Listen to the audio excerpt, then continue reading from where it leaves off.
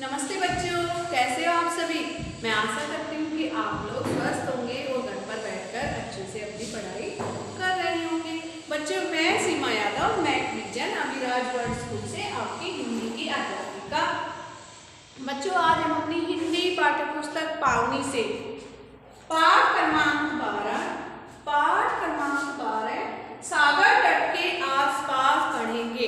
अब इस पाठ के नाम से ही आपको पता लग गया होगा कि ये एक वृत्तांत है, मतलब कि सागर के जो तट है, सागर के जो पास की जगह को तट बोलते हैं ना, किनारे पे तट, तो उसके बारे में इस पाठ में बताया गया है। इस पाठ के लेखक प्रभाकर द्विवेदी जी हैं। वो एक अच्छे लेखक थे। उन्होंने बहुत सी कहानियां, उपन्यास और वृत्तांत लिखे हैं। ये जो हमारा पाठ है वो लेखक की पश्चिम बंगाल की यात्रा पर आधारित है, क्योंकि जो हमारे मानव यानी मनुष्य जो है उसका मन जिज्ञासु है। उसका मन हमेशा कहीं ना कहीं घूमने फिरने या कुछ नई चीज़ों के बारे में जानने को करता रहता है। ऐसे ही हमारे लेखक द्विवेदी जी एक बार पश्चिम बंगाल के तट पर घूमने जाते हैं और उन्होंने इस पाठ में उस भ्रमण अपनी यात्रा के वृत्तांत को बताया है। तो चलिए हम सबसे पहले अपने पाठ सागर तट के आसपास के शब्दार्थ यानी कठिन शब्द देखते हैं कि उनका अर्थ समझते हैं। रमणीक, रमणीक का अर्थ होता है सुंदर, मनमोहक, जो दृश्य सबको अच्छा लगे। जहां रेतीली भूमि में मोर पंखी जैसा एक जंगली पौधा, ठीक है, ये पौधा होता है जंगली, जो ऊपर से मोर पंख की तरह होता है, वो उसे बोलते हैं जामुन।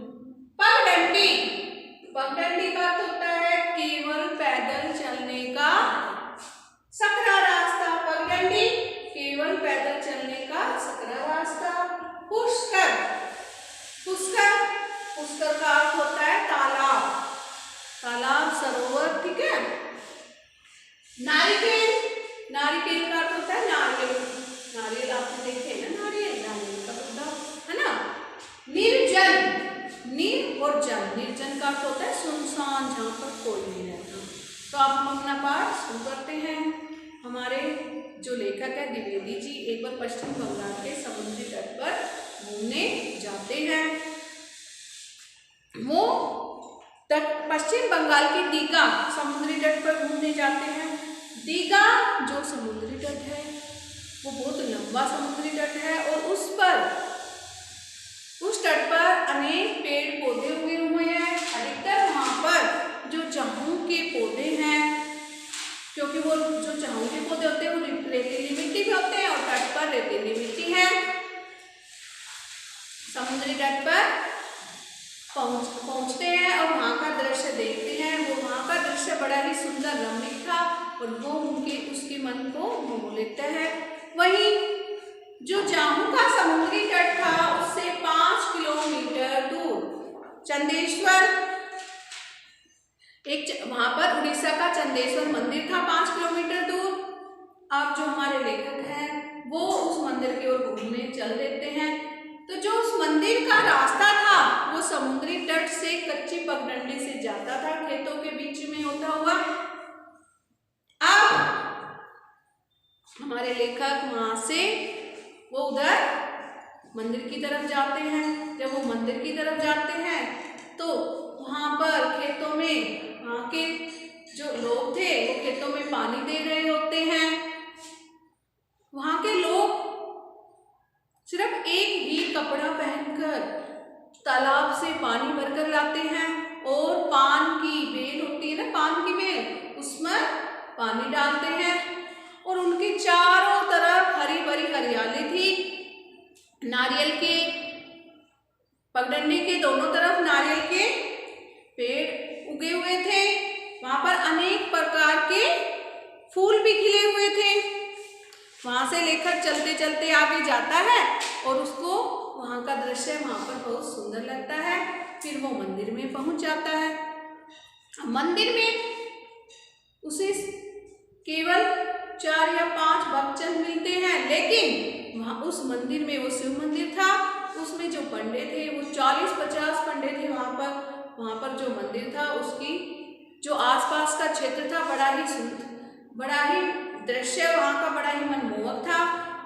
लेखक को वहाँ का दृश्य बड़ा अच्छा लगता है। फिर वो उस मंदिर के पीछे की तरफ, पश्चिम की तरफ से एक और पगडंडी जा रही थी, सकरी सी कच्ची पगडंडी का अर्थ होता है कच्चे रास्ते ना। लेखक उधर से निकल लेते हैं और वो उस पगडंडी पे चलते चलते वहां पर रतनपुर पहुंच जाते हैं। रतनपुर भी एक समुद्री तट है, लेकिन लेखक बताता है जो रतनपुर का समुद्री तट है वो दीघा समुद्री तट से बिल्कुल अलग है। दीघा समुद्री तट पर रेतीली भूमि थी, पेड़ पौधे उगे हुए थे झाऊ के, लेकिन जो रतनपुर का तट था वहाँ पर पेड़ पौधे बहुत कम थे और वहाँ पर रेगिस्तान ही रेगिस्तान था। मिट्टी के ऊंचे ऊंचे टीले लगे हुए थे और उन टीलों को देखकर पता लग रहा था कि जब यहाँ पर हवा तेज चलती है तो वो इसकी मिट्टी को उड़ा ले जाती है। और जब लेखक वहां से जा रहे थे तो उन्होंने अनुभव किया कि वहां पर कुछ नहीं दिखाई दे रहा, सिर्फ ऊपर से जो पक्षी चील सुना है ना आपने नाम, चील की परछाई दिखाई दे रही है। ऊपर सिर्फ चील मंडरा रही है और नीचे उनकी परछाई दिखाई दे रही है। वहां पर उन्हें बिल्कुल निर्जन, वहां पर कोई नहीं मिला। लेखक चलते चलते थोड़ी देर में जामुन के वन में पहुंच जाते हैं। वहां पर चारों तरफ मोरपंखी जंगली पौधे ही पौधे दिखाई देते हैं। वहां पर एक और जामुन का जंगल था, मतलब वहां पर दोनों तरफ जहां से पगडंडी से लेकर जा रहे थे जामुन के पौधे थे, जो जंगली पौधे थे, पर वो उन्हें देखकर ऐसा लगता था कि ये पौधे अपने आप नहीं उगे हैं, इनको सरकार द्वारा इन्हें लगाया गया है। लेखक उनसे गुजरता हुआ थोड़ी दूर में उसे लगता है कि मेरे को जीवन की उन्हें गंध आ रही है, यानी कि उन्हें महसूस होता है कि पास ये गांव है। और फिर वो गांव में पहुंच जाते हैं। गांव में पहुंचने पर उन्हें बांस के, नारियल के पौधे दिखाई देते हैं, हरियाली दिखाई देती है और लोकजन दिखाई देते हैं। वहां पर लोगों ने बाड़े पर अनेक प्रकार की बेलें लगा रखी थी, कहीं लौकी की, कहीं सेम की, वो बहुत सी बेलें लगी हुई थी। लेखक को वहां का दृश्य बहुत अच्छा लगता है, वहां के लोग भी उन्हें अच्छे लगते हैं। तभी तीसरा पहर शुरू हो चुका, शाम हो चुकी थी। लेखक को सामने से आते हुए कुछ लोग आते हुए दिखाई दिए। उनके हाथ में सिर्फ बोतल और लालटेन थी। लेखक भी उनकी तरफ देखने लगा और उनके पीछे पीछे चलने लगा। उनके पीछे और भी बहुत से लोग आ रहे थे, सिर्फ वो सभी एक ही दिशा में जा रहे थे। लेखक भी उनके साथ चलने लगा। लेखक ने सोचा शायद ये लोग किसी मेले में जा रहे हैं, मैं भी देखता हूँ इनका मेला। अब लेखक भी उनके साथ मेले में पहुंचता है, लेकिन वहां मेला नहीं था। वो चलता गया, बहुत देर, कई मीलों चल चुका था। तब उन्हें एक जो पत्थर का मिल दिखाई दिया। उस एक पत्थर पे लिखा हुआ था, क्या लिखा हुआ था पत्थर पर, कि यहाँ पर टीकरी हाट है, टीकरी हाट, जो मंगलवार और शनिवार को वहां पर बाजार लगता था। मंगलवार लोग वहां जा रहे थे। लेखक भी वहां पहुंच जाता है तो वो देखता है वहां पर उस हाट में क्या क्या था, सब्जी बिक रही थी, फल बिक रहे थे और उसमें एक भी मिठाई नहीं थी। डीजल वगैरह सब कुछ था, इसलिए लोग बोतल भी लेके आए थे। लेखक वहां पर उनके साथ उस दृश्य को देखता है और फिर जब वो लोग वापस चलते हैं तो लेखक भी उनके साथ साथ चल देता है। लेखक कह रहा है कि मेरे को उस समय बहुत डर लग रहा था, क्योंकि मैंने बंगाल में किसी भी आदमी के पास हाथ में लकड़ी नहीं देखी। रात का समय था, मुझे सांप बिच्छुओं का भी डर लग रहा था, लेकिन मैं वहाँ के एक साधारण आदमी के साथ जिसके हाथ में लालटेन थी वापस दीघा तट पर लौट आया। वहां पर लौटने के बाद वहां पर कुछ लोग चबूतरे पर या समुद्री तट के किनारे पर बैठकर समुद्र की लहरों का मजा ले रहे थे, संगीत सुन रहे थे। मैं भी वहीं बैठ गया और समुद्र की लहरों को देखने लगा और उनके गीत सुनने लगा। जो उनकी आवाज थी, समुद्र की जो आवाज थी, लेखक कह रहा है कि वो आवाज एक संघर्ष की आवाज थी जो हमें प्रेरणा दे रही है।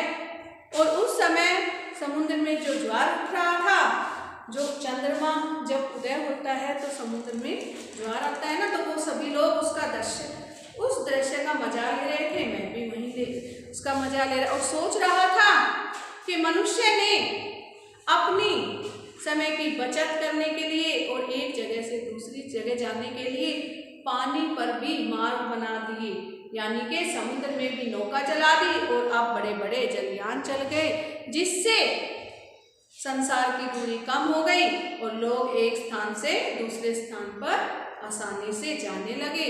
और ये समुद्र अब हमें अपने संघर्ष का संगीत सुना रहा है। बस बच्चों, हमारे आज के व्याख्यान में इतना ही। आप लोगों को ये हमारा पाठ सागर तट के आसपास अच्छे से पढ़ना है और समझना है। धन्यवाद बच्चों।